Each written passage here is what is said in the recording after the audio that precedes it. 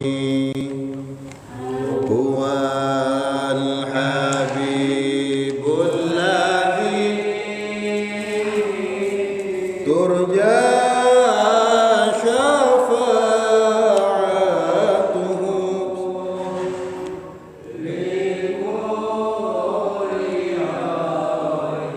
من الأهوال مقتحم يا ربي بالمصطفى بلغ مقاصدنا واغفر لنا ما مضى يا واسع الكرم بسم الله الرحمن الرحيم اللهم ارزقنا فهم النبيين وحفظ المرسلين وإلهام الملائكة المقربين اللهم ارزقنا فهم النبيين وحفظ المرسلين وإلهام الملائكة المقربين اللهم ارزقنا فهم النبيين وحفظ المرسلين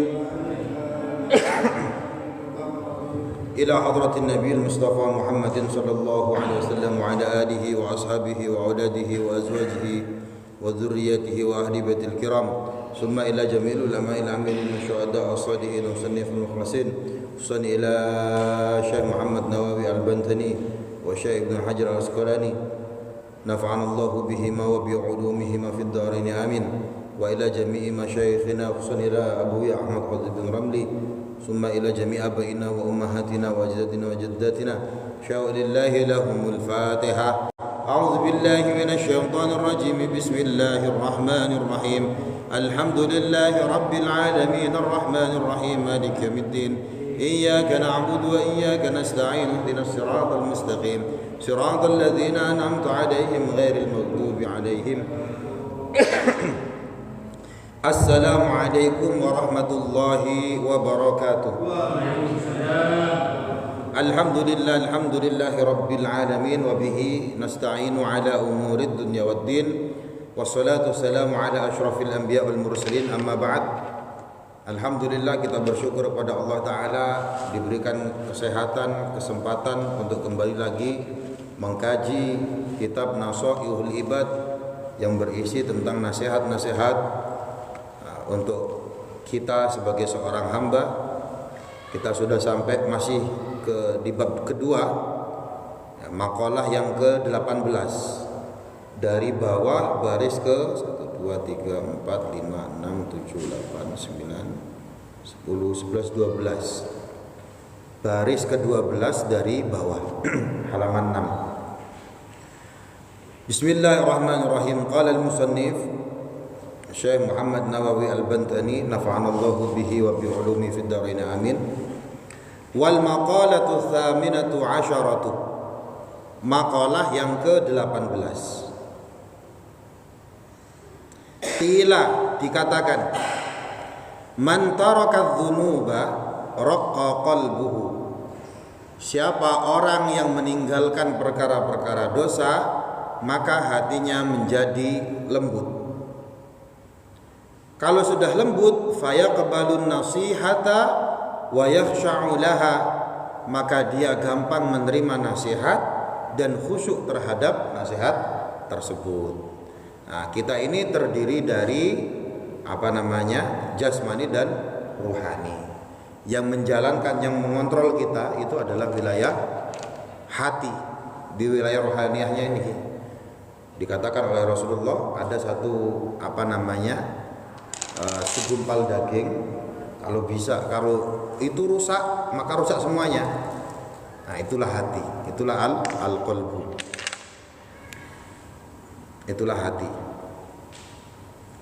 Nah, sebab itu hati ini kok enten penyakitnya. Dikatakan dalam Al-Qur'an apa?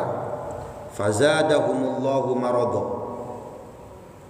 Allah itu bisa menambah penyakit kepada hati. ada hati yang keras. Keras itu ya tuturannya wangil, dikasih tahu kayak apa saja susah. Yang lebih parah, ada hati yang sudah mati. Nah, ini wis gak bisa diapa-apakan, mati. Nah, kita tidak berharap mempunyai hati yang semacam itu. Kita nih Pak, kan di sini dikatakan siapa orang yang meninggalkan perkara dosa, hati menjadi lembut. Dosa itu manusiawi, dilakukan sama manusia. Ya, hadis tentang ini banyak ya. Al-insan mahallul khata' wan nisyan. Kita sebagai manusia ini tempatnya salah, ya tempatnya lupa. Jadi lupa, berbuat salah itu manusiawi. Di hadis lain apa? Kullu bani Adam khata'. Anak cucu Nabi Adam semuanya itu khata'un, tukang bikin salah. Jadi bikin salah ini ku manusiawi. Ya. Berbuat dosa ini kalau manusia, kita ini bukan malaikat toh. Nah, kan tapi kita tahu bahwa perbuatan salah tersebut, perbuatan yang kita lakukan kalau itu dosa, kan kita tahu. Nah, orang kalau sudah tahu melakukan kesalahan itu harus apa? Kita tahu kok. Ya harus bertobat, harus minta maaf, ya. Kalau dosanya kepada Allah ya harus istighfar. Ini ku tahu. Ini semua orang paham hal itu tersebut. Tetapi kalau hatinya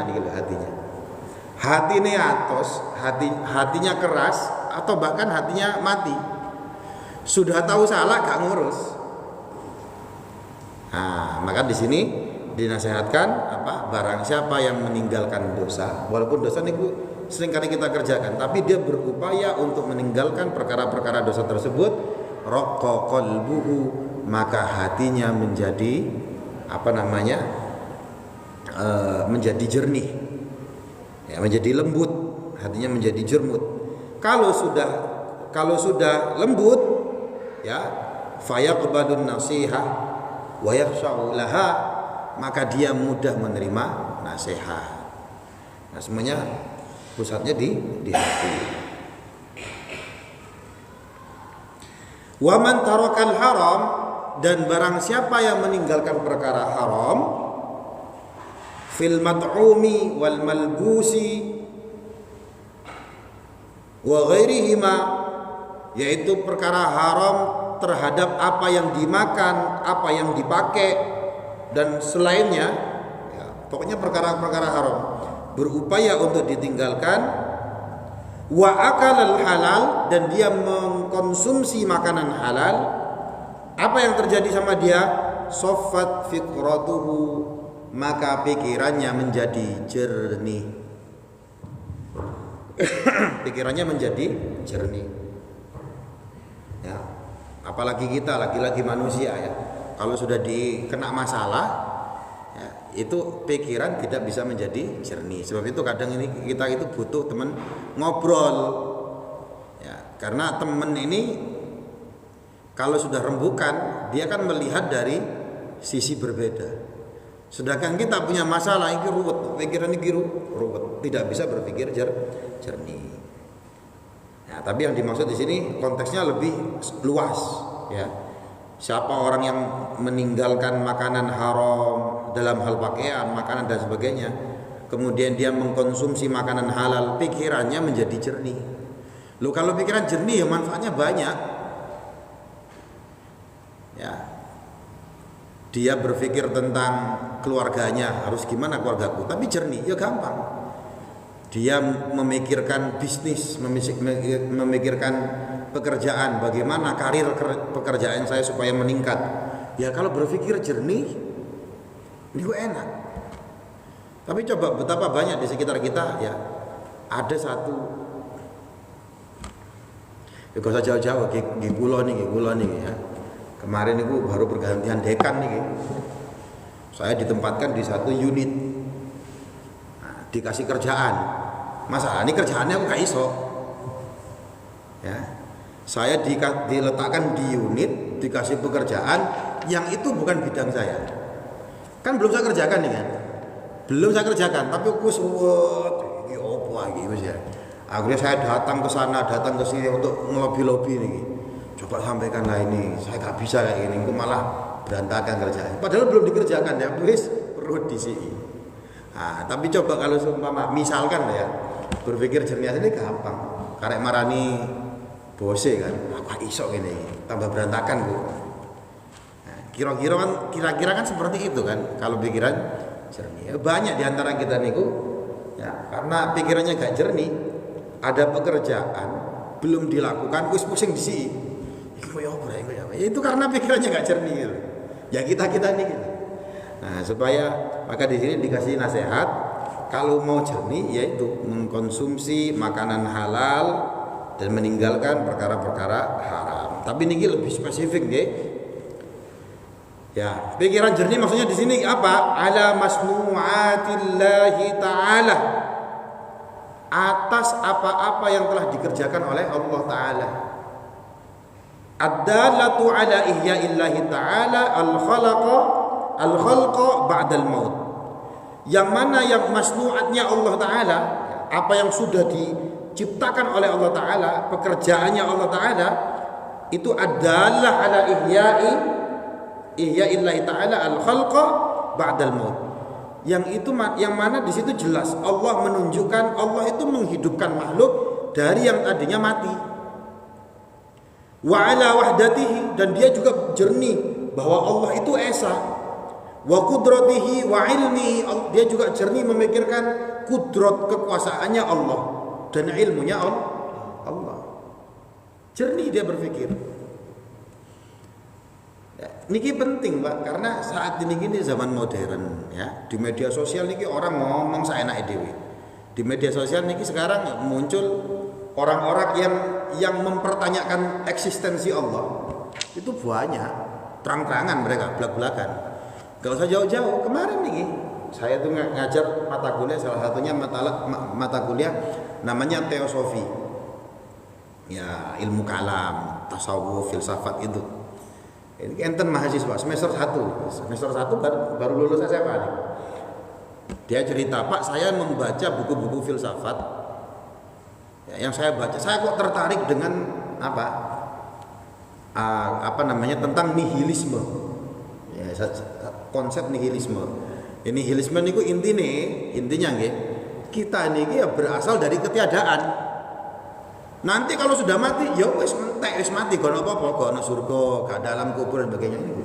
Zaman sekarang bacaannya sudah ada yang kayak gitu. Itu bagaimana? Jadi ya mengarah ke ateisme. Nah, ini kan bacaannya kan filsafat dan sebagainya, kan keren kan? Tapi kalau tidak jernih terjebak.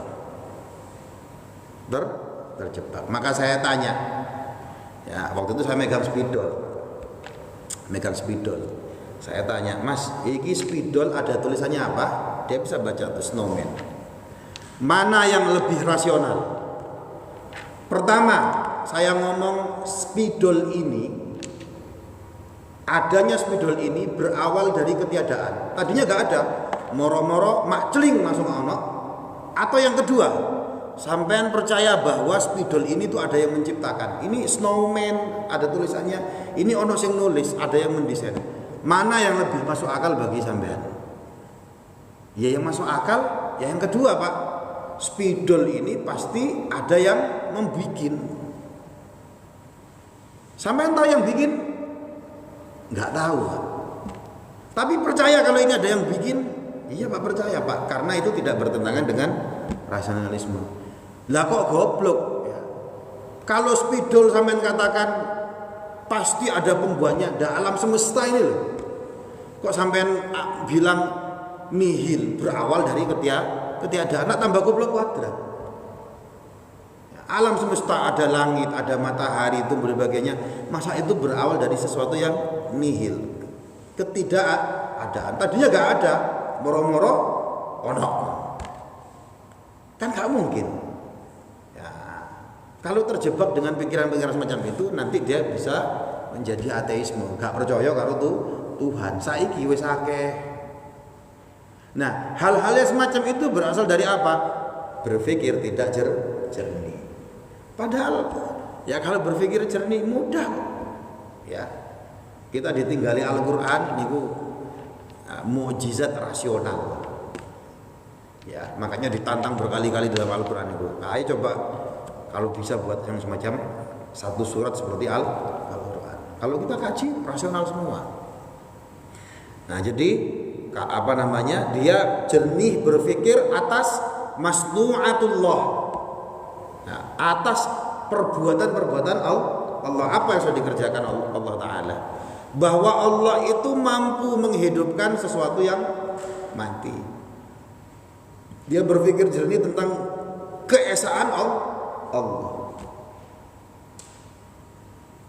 Ya, penting memikirkan keesaan Allah itu. Kan kita di tauhid itu artinya mengesakan Allah. Kita ini kan Allah itu satu. Tapi coba betapa banyak Tuhan yang diciptakan sama manusia, tanda kutip nih, ya, di agama-agama lain ada jutaan dewa Tuhan yang diciptakan oleh manusia. Sebenarnya Tuhannya satu. Penjelasannya manusia terhadap Tuhan-Tuhan itu salah, akhirnya memunculkan Tuhan-Tuhan yang lain. Padahal untuk mengesahkan Tuhan, tauhid bahwa Allah itu cuma satu, Tuhan itu cuma satu, gampang. Rasional lagi. Nah, rasionalitas niku bisa kita pikirkan kalau tadi niki sofat fikratu, pikiran kita jernih. Nah, coba kita angan-angan saja, kan rasional, bikin angan-angan. Misalkan, gak usah ngomong Tuhan ada 3, ada 1 juta, ngomong 2 saja. Yang Tuhan satu mau saya punya iradah, punya kehendak, mau menciptakan matriz. Tuhan yang kedua enggak, saya enggak mau menciptakan matriz. Apa yang akan terjadi? Kalau yang Tuhan yang pertama yang akhirnya sudah menciptakan dan sebagainya, berarti Tuhan yang kedua ini tidak kuasa. Enggak logis. Enggak logis. Kemungkinan kedua, ya sudah wes, sama-sama sepakat kita menciptakan matriz, dibagi. Tuhan pertama menciptakan kepala, yang kedua menciptakan perut. Artinya apa? Masing-masing Tuhan punya batas, punya kemampuan. Artinya apa? Tuhan kok terbatas, gak masuk akal lagi. Maka untuk supaya masuk akal rasional, ya Tuhan itu cuma siji. Gak masuk akal kalau Tuhan itu ada banyak. Makanya gitu ya. Apa tadi ini? Sofat fikratuhu ala masnu'atillahi ta'ala adalah ala ihya'illahi ta'ala al-khalqa ba'dal maut. Dia jernih bagaimana Allah itu menciptakan sesuatu dari yang tadinya gak ada, memikirkan wahdatihi, kewahdaniatnya Allah, keesaannya Allah, wa qudratihi wa ilmihi, kemampuannya Allah, kudrat. Allahu qadirun ala kulli syai'. Allah itu mampu terhadap segala sesuatu. Nah, ini kalau mengkaji ilmu kalam jeru, Pak. Nah, makanya kita kapan-kapan nanti ngaji ilmu kalam, tapi siap-siap ngeluh. Ya sebenarnya sederhana tentang konsep takdir. Ya, itu kan perdebatan ulama-ulama zaman dahulu. Makanya lahir Mu'tazilah, Qadiriyah, Jabariyah. Kalau kita ya Ahlus Sunnah wal Jamaah. Enten teori namanya teori kasab. Kita yang berusaha, Allah yang menentukan. Ketentuannya Allah ini sudah sejak zaman azali ditentukan. Ya, nanti kapan-kapan kita ngaji lah. Ya, pokoknya kalau makan halal, meninggalkan haram, sofat fikratuhu, pikirannya jadi jernih. Dia memikirkan masnu'atillah yang sudah diciptakan oleh Allah, perbuatan-perbuatan Allah. Wadzalika bi an ta'ammala bi fikrihi wa tadabburu bi aqlihi, tadabbara bi aqlihi. Ya, dia berangan-angan dengan pikirannya dan mentadabburi akalnya. Annallaha khalaqahu min nutfah, bahwa Allah itu menciptakan dia dari sperma, fir rahmi, di dalam rahim, faja'alaha 'alaqah, kemudian Allah menjadikan dia 'alaqah. Nek bahasa kedokteran sekarang apa? Embrio. 'Alaqah niku artinya tergantung. Pas dicek ternyata betul. Setelah jadi sperma masuk ke sel telur, niku ada yang tergantung ya. 'Alaqah itu menggantung, embrio. Coba bayangkan, Al-Qur'an harus ngomong tentang ada sesuatu yang menggantung ya. Sekarang dalam dunia medis dinamakan embrio. Summa mudghah, kemudian daging, segumpal daging. Summa khalaqa minha lahman wa 'idhaman, dijadikan daging dan juga tulang, wa 'uruqan wa 'asaban, urat. Ya. Urat apa asaban itu ya urat juga. Wa syaqqa laha sam'an wa basaran wa a'dha'an, kemudian Allah Pak menjadikan dikasih pendengarannya pakai telinga.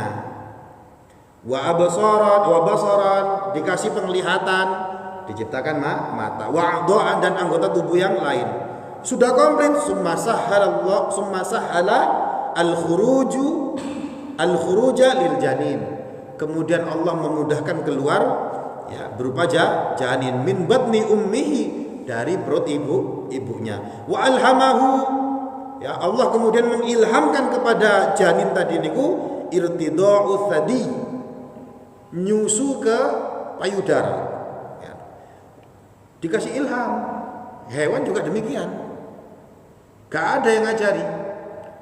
Saya lupa istilah di barat niku. Jadi kalau bayi baru lahir itu yang paling bagus, jangan bayi niku langsung diarahkan mulutnya ke susunya ibunya, jangan. Taruh di dada, biarkan dia mencari sendiri.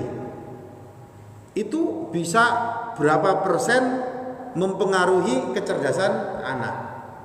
Sampeyan ngiling-ngiling niki teori barat, dan ini juga secara implisit dijelaskan. Wa alhamahu, Allah mengilhamkan kepada janin, kepada bayi tadi ya. Jadi cukup taruh di dada, ojo dipasno. Biarkan dia nangis sambil cari-cari sendiri, karena Allah mengilhamkan ke dia untuk mencari apa itu? Susunya ibunya. Nah, itu bisa menambah kecerdasan bayi. Ya. Wa ja'alahu fi awalil amri bila asnan. Allah juga menjadikan kepada bayi tersebut pada permulaan awal apa? Tanpa gigi. Summa ambata lahu al-asnan, Allah kemudian menumbuhkan gigi. Summa asqataha, kemudian Allah mencopot giginya tanggal. Wa azalaha inda sab'a sinin, ya, menghilangkan giginya pada usia 7 tahun. Summa adaha maratan ukhra, setelah gigi susu, maksudnya gigi susu nggih. Ya, sudah copot, Allah mengembalikan maratan ukhra, sekali lagi. Nah, berarti bukan gigi susu. Kalau sekali lagi berarti lek copot ya bogang wis kado ento ini. Marratan ukhra. Wa ja'alallahu ta'ala ahwalal 'abdi mutaghayyirah. Allah juga menjadikan seorang hamba niku keadaannya berubah-ubah. Min sighar, tadinya kecil, ila kibar, kemudian dia beranjak dewasa. Wa min syababin, tadinya dia remaja, pemuda, ila haramin, menjadi dewasa. Wa min sihatin ila saqamin, tadinya sehat kemudian sakit. Wa ja'ala al-'abda kulla yawmin yanam wa yastayqid. Allah juga membuat manusia niki ya tidur ya tangi. Wa kadzalika syu'uruhu wa adfaruhu, begitu juga rambut dan kuku-kukunya. Kullama saqata minha, ketika kuku atau rambutnya jatuh rontok, raja'a ila makana, maka dia nanti akan balik lagi ke tumbuh lagi. Ya. Wa kadzalika al-lail wan nahar yatawabani kullama dhahab ahaduhuma ja'a al-akhar. Begitu juga siang dan malam. Siangnya pergi, bergiliran malam datang. Malamnya pergi, giliran siang datang. Wa kadzalika syamsu wal qamar wan nujum was sahab wal matar. Begitu juga matahari, bulan, bintang-bintang, awan, hujan, kulluha taji'u wa tadhhab. Semuanya pergi tapi juga nanti bakal balik. Wa kadzalikal qamar yanmahiku kullu syahrin. Begitu juga dengan bulan. Ya, yanmahiku itu tadinya bulan sabit, kemudian makin besar akhirnya purnama. Habis purnama kemudian balik lagi nanti ke apa nih gue? Bahasa Indonesia ini apa nih? Ya, pokoknya ada apa? Urutan nih. Setiap bulan. Engko lek tanggal 13, 14, 15 niku purnama. Summa yatakamal, kemudian menjadi sempurna. Summa yanmahiku wa kadzalikal kusuf. Ya, dia sempurna tadi jadi gerhana, summa yanmahik, balik lagi. Wa kadzalikal kusuf li syamsi wal qamar. Itu juga gerhana langit, gerhana matahari dan bulan. Haitsu yadhhab ad-daw. Ketika cahayanya pergi minha dari matahari atau bulan, summa ya'ud, balik mana yang menjadi terang, cahayanya balik lagi. Wa kadzalikal ardu, begitu juga bumi, takunu yabisatan, tadinya kering gersang, summa yumbitullahu fiha an-nabat, Allah menumbuhkan tumbuhan-tumbuhan. Kalau di Indonesia mungkin nggak seberapa kelihatan, Pak, tapi kalau sampai di Eropa itu kelihatan banget ya. Kalau musim panas juga ring-ring garing ya. Setelah musim panas nanti musim semi, salah ya, musim panas, habis itu musim gugur, habis musim gugur musim dingin, habis musim dingin musim semi, kemudian baru musim panas maneh. Nah itu kelihatan banget. Kalau di sini ya tropik, kalau tropik di India masih hijau. Makanya orang Arab niku kalau ke daerah ya yang banyak tumbuhnya nih guys seneng banget. Kalau kita biasa nih ya Allah menumbuhkan tumbuhan-tumbuhan, summa yadhhab minha, balik maneh kering lagi, fata'udu yabisatan, menjadi kering lagi gersang, summa tumbitu marratan ba'da ukhra, kemudian Allah menumbuhkan lagi setelah itu. Falladzi qadru ala dzalik kulluhu qadirun ala ihya'il mauta. Maka yang mampu untuk melaksanakan itu semua tadi yang telah disebut ya, berarti dia qadirun ala ihya'il mauta ba'da fanaihim fil ard. Maka tentu akan mampu menghidupkan sesuatu yang mati di bumi setelah fana.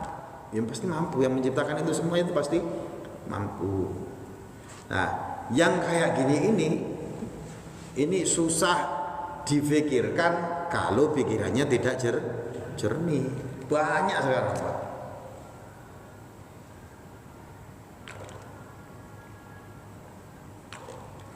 Makanya ada deisme. Apa deisme itu? Dia percaya dengan supernaturalnya Tuhan, bahwa Allah, Tuhan itu ada. Tapi dia gak mau dalam formal bentuk agama. Gak pakai agama-agamaan. Tuhan itu menjenono tapi aku gak butuh agama. Oh, masih macam-macam. Nah, itu yang kayak gitu-gitu itu kan lahir dari pikiran-pikiran. Tadi loh, bi antam apa ndi mau iku ya. Wa dzalika bi anta amala bi fikrihi wa tadabbara ndi mau iku bi aqlihi. Dia berangan-angan dengan pikirannya, ya dia tadabbur dengan akalnya. Lu banyak di luar sana, Pak, karena dia tidak menemukan Tuhan, dia gak tahu tujuan hidup ini apa. Walaupun dia kaya, akhirnya kosong, akhirnya dia bunuh diri. Enten orang kaya itu saya pernah baca waktu saya kecil niku, dia saking kayanya menyewa sebuah pulau kosong. Hanya untuk apa? Hanya untuk bunuh diri. Karena dia gak tahu alasan saya hidup itu bagaimana. Orang-orang ateis nih. Loh, ini penting kayak gini nih. Kita coba sekarang gini ya. Misalkan Ustadz nih. Ustadz tidur di kamar di atas kasur. Pas bangun tiba-tiba dia ada di sebuah bis atau sebuah mobil. Mobilnya mobil Tesla. Mobil Tesla niku sing autopilot lho, iso nyetir dhewe niku kan sudah mulai masuk di Indonesia. Tidur di kamar, pas bangun loh kok saya di mobil, di Tesla, gono supirnya moro-moro jalan sendiri. Kira-kira sampean akan berpikir atau gak ngurus wis? Mana kira-kira? Kan mesti berpikir kan? Pikirannya apa? kok bisa saya ada di sini? Siapa yang naruh saya di sini? Ini mau kemana ini? Tujuan saya apa nih? Nah, itu kalau tadabbur biaklihi, dia menggunakan fungsi akalnya. Sama kita di dunia ini loh Pak, kok ujung-ujung dunia ini loh. Kan harusnya dia menggunakan fungsi otaknya, fungsi akalnya. Digunakan mikir, aku no dunia gila apa? Saya ini loh kok ada ini loh, kenapa? Yang buat saya di sini itu siapa? Saya ini tujuannya apa? Nanti mau jalan kemana ini? Itu no dunia. Nah, dan saya rasa kita semua pasti berpikir pernah berpikir semacam itu. Lah kalau orang-orang ateis gak ngurus wis.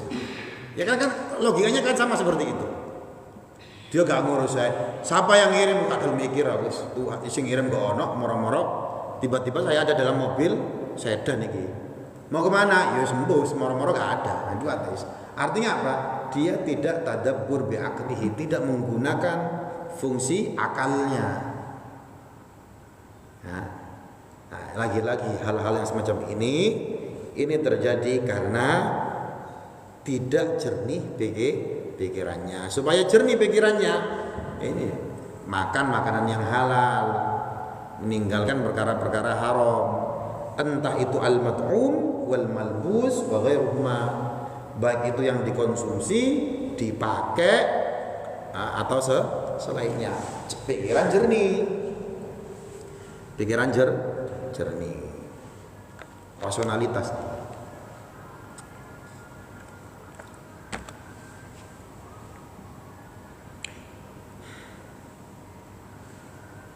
Ndi wae. Ya, fa'ala al-abdi ayyusara al-fikra fi dhalik hatta yaqwa imanihi bil ba'si ba'da al-maut. Wa ya'lamu anna Allah yab'atsuhu wa yujazihi bi a'malihi. Nah, ini gila. Maka seorang hamba hendaknya dia banyak mikir. Ya, dalam teks lainnya apa? Ad-dinu wal aql. Dinir agama ini jadi ya akal. Lu kita niki agama Islam itu agama yang bolak-balik dalam Al-Quran dikongkon mikir, afala tatafakkarun, mbok yo mikir, afala takilun, apakah kamu tidak menggunakan akalmu? Lu Al-Quran bolak-balik. Jadi agama ini harus rasional. Nah, di sini seorang hamba hendaknya banyak berpikir fidzalika, dalam perkara-perkara yang tadi disebut. Ya Allah menciptakan ini, menciptakan janin, menciptakan manusia, mikir. Ya, hatta yaqwa imanuhu, sehingga imannya ini kuat. Imannya kuat. Ya. Bil ba'si, dengan kebangkitan, bahwa nanti saya mati ini bangkit lagi. Ada alam barzakh, ada alam kubur, ada akhirat, ada padang mahsyar. Cek dawa perjalanane. Wa ya'lamu anna Allah yab'atsuhu. Ya, dia mikir sehingga dia mengetahui bahwa Allah lah yang mengutus atau yang membangkitkan dia. Wa yujazihi bi amalihi, dan dia akhirnya mendapat kesimpulan iki Allah ini nanti juga yang akan memberikan ganjaran. Fa'ala qadri quwwati imanihi, maka berdasarkan kemampuan kekuatan imannya orang tadi ya. Bidzalika, dengan hal tersebut, yajtahidu fit taat, maka dia akan bersungguh-sungguh untuk taat.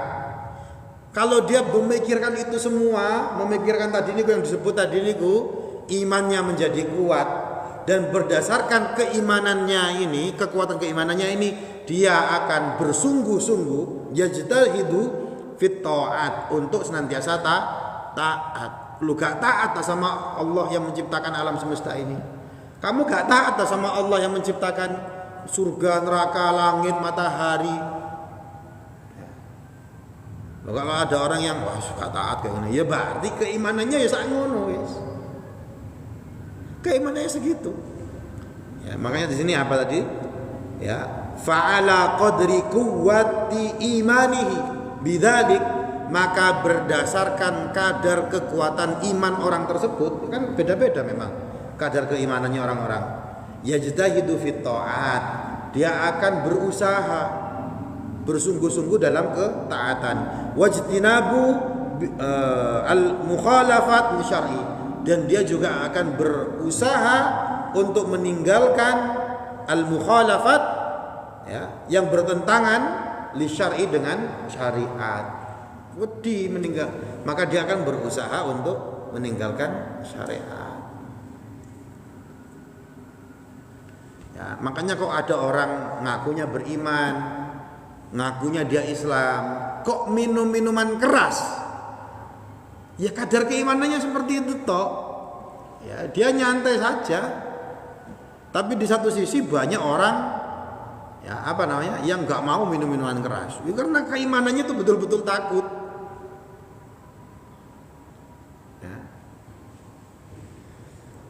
Jadi ala qadri quwwati imanihi, berdasarkan kadar kekuatan iman.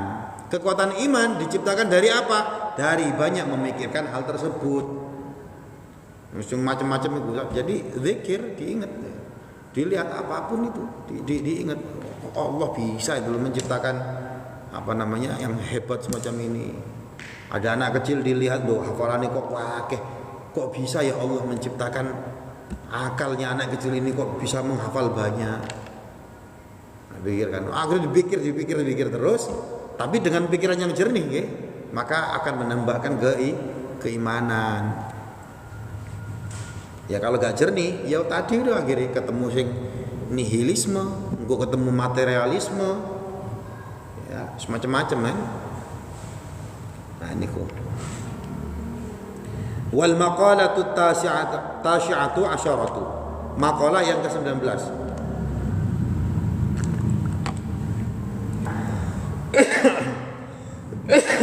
Uhiya ila ba'dil anbiya, diwahyukan kepada sebagian para nabi. Apa wahyunya? Ati'ani fima amartuka, taatlah kepadaku, maksudnya kepada Allah nih. Fima amartuka, terhadap apa-apa yang telah aku perintahkan kepada kamu. Wala ta'sini fima nasahtuka, dan jangan maksiat terhadap apa-apa yang sudah aku nasihatkan kepada kalian. Gitu. Yang sudah saya perintahkan taati, yang saya sudah nasihati jangan kamu berpaling, jangan kamu maksiati. Nah, hal tersebut ya sudah diwahyukan kepada sebagian para nabi. Maksudnya fima da'autuka ila ma fihi shalah, terhadap apa-apa yang aku seru kamu aku panggil ila ma fihi shalah, ya, kepada panggilan yang di situ ada kemaslahatan, wa nahaituka amma fihi al-fasad, dan aku larang dari apa-apa yang di situ ada fasad, ada kerusakan. Allah niku kalau sudah perintah kepada kita untuk mentaati, pasti di dalamnya ada kemaslahatan. Kalau Allah larang, pasti di dalamnya ada fasadat, ada mufsadat, ana kerusakan. Wis ta nuruto. Nah gitu loh. Nuruto. Taatilah. Al-maqalatul ashrun, maqalah yang ke-20. Qila, ada yang mengatakannya, dikatakan apa?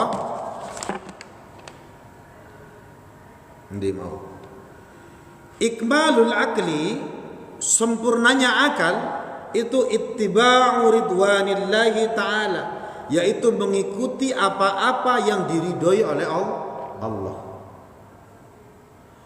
Wajtinabu sukhtihi, dan menjauhi segala hal yang dimurkai oleh Allah. Berarti akalnya niku sempurna. Ya, jadi kesempurnaan akal itu ditentukan seberapa nurut dia melaksanakan apa-apa yang diridhoi oleh Allah, dan seberapa usahanya meninggalkan apa-apa yang dimurkai oleh Allah. Kabeh jelas. Nah, apa yang diridhoi oleh Allah? Ya segala hal yang diperintahkan. Allah perintah sholat, Allah perintah puasa, Allah perintah kita sedekah, zakat, Allah perintah kita beramal soleh. Kita kerjakan, berarti hal tersebut menuju apa-apa yang diridhoi oleh Allah. Allah melarang apa? Pakai banyak. Melarang mencuri, melarang minum-minuman keras, ya, melarang berzina, melarang macam-macam, melakukan maksiat. Kok kita jauhi apa-apa yang dilarang oleh Allah Ta'ala, ya, maka hal itu adalah semakin sempurna akal kita. Semakin sempurna akal kita, karena semuanya lebih jelas. Maksudnya fakhilafu dzalika junun. Nah, coba dikatakan Syekh Muhammad Nawawi Al-Bantani. Kalau bertentangan dengan hal itu, ya, napa? Itulah yang disebut dengan junun, gendeng. Karena bertolak belakang.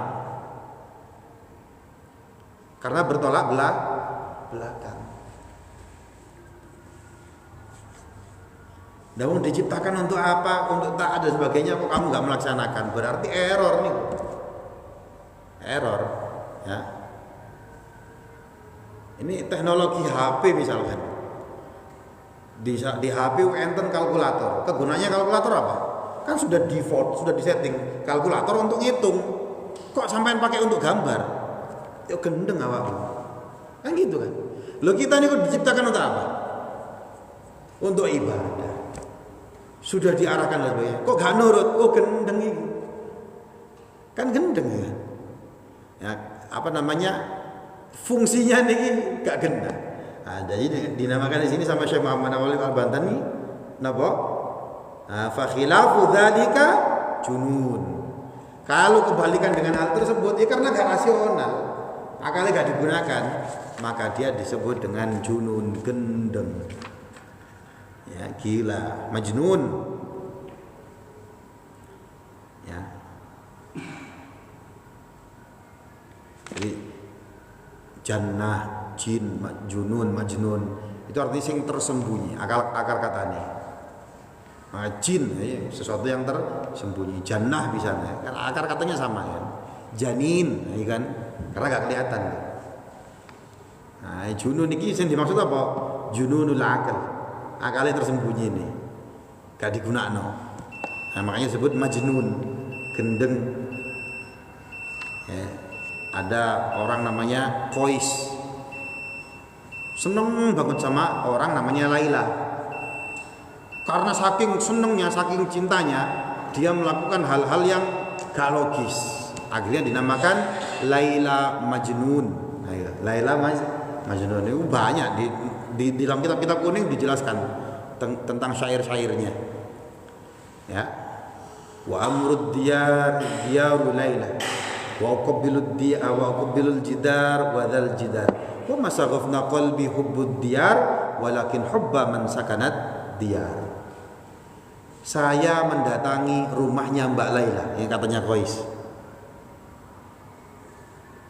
Tembok yang ini saya ciumi, tembok yang itu saya ciumi, katanya Qais. Ya orang gendeng ya, saking cintanya. Bukan saya seneng sama rumah ini, walakin hubba man sakanat diyar, tetapi saya seneng sama siapa yang tinggal di rumah ini. Orang kalau otaknya kayak gitu ya apa ini majnun, ya, maka dinamakan Laila Majnun. Jadi di kitab-kitab klasik syair-syairnya kan banyak ya dikutip nih.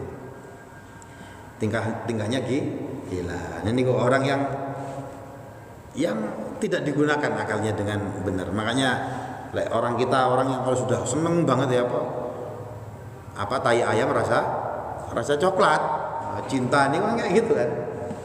Telek betik rasa coklat, telek betik bau tapi dimakan demi cintaku padamu, nah, gitu kan. Itu tidak menggunakan otaknya tersembunyi, sudah terkalahkan sama perasaannya. Nah, ini kalau jadi akal, Allah menciptakan akal ya, itu difungsikan. Walaupun cara memfungsikannya kadang kita salah. Jenenge wis setelane menungso iku anjen salah, tapi difungsikan. Ya, supaya menambah ketaatan kita. Wallahu a'lam bishawab. Sama-sama kita membaca surah Al-'Asr. Bismillahirrahmanirrahim. Wal 'asr innal insana lafi khusr illa alladziina amanu wa 'amilus shalihat wa tawashaw bil haqq wa tawashaw bis sabr. Shadaqallahul 'adzim. Assalamualaikum warahmatullahi wabarakatuh. Waalaikumsalam.